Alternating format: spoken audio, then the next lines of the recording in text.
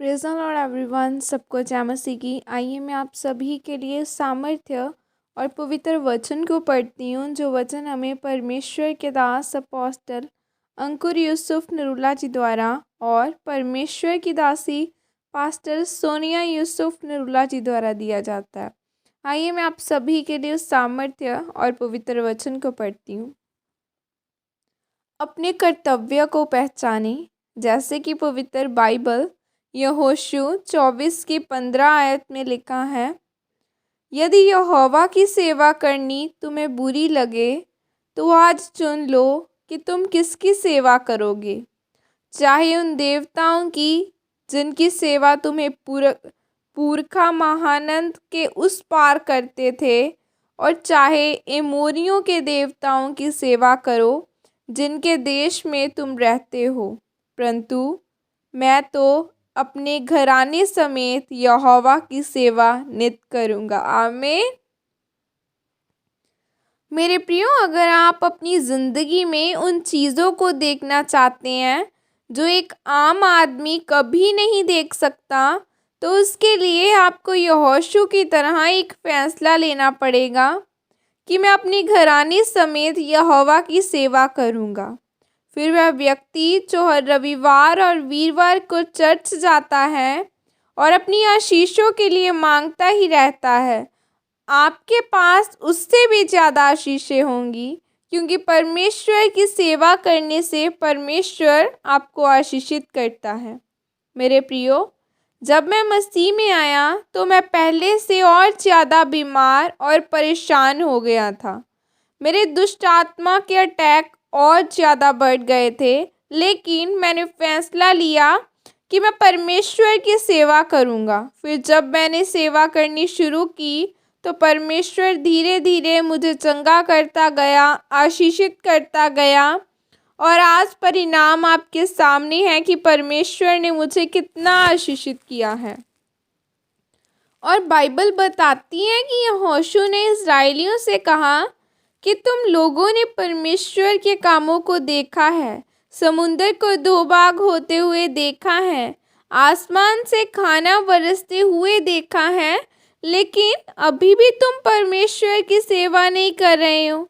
अगर सेवा करना सिर्फ प्रेरितों या पास्टरों का काम होता तो यहोशू लोगों को यह ना कहता कि तुम चुन लो कि तुम किसकी सेवा करोगे। इसका मतलब है कि आप में से जितने लोगों ने तौबा कर ली है, बपतिस्मा ले लिया है, आप सभी परमेश्वर की सेवा के लिए चुने गए हो। आप बाइबल में देख सकते हैं कि जिन लोगों ने भी परमेश्वर की सेवा की है, उनके वंश कभी भी इस धरती पर टुकड़े नहीं मांगे। जब हम यूहन्ना बाइबल में यूहन्ना 12 की 26 को पढ़ते हैं तो उसमें लिखा है कि यदि कोई मेरी सेवा करे तो मेरे पीछे हो ले, और जहाँ मैं हूँ वहाँ मेरा सेवक भी होगा। यदि कोई मेरी सेवा करे तो मेरे पिता उसका आदर करेगा।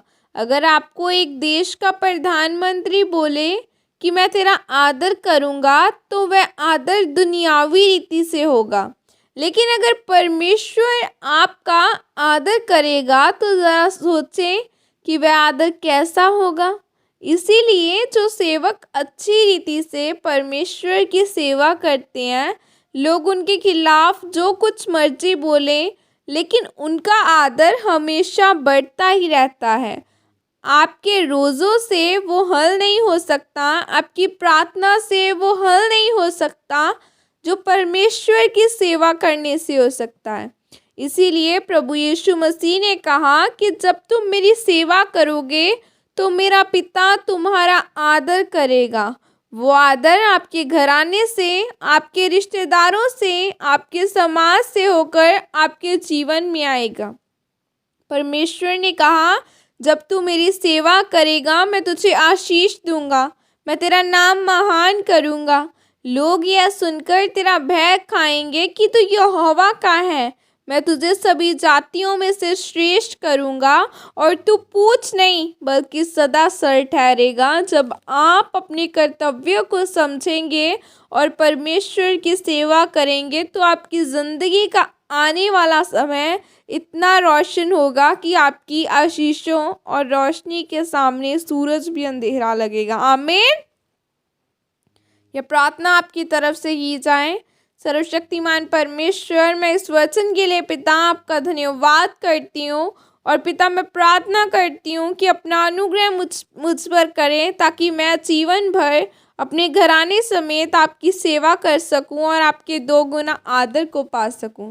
प्रभु यीशु मसीह के सामर्थ्य नाम में मांगती हूँ, आमीन। सबको जय मसीह की। God bless you all. खुदा आपको आशीषित करें।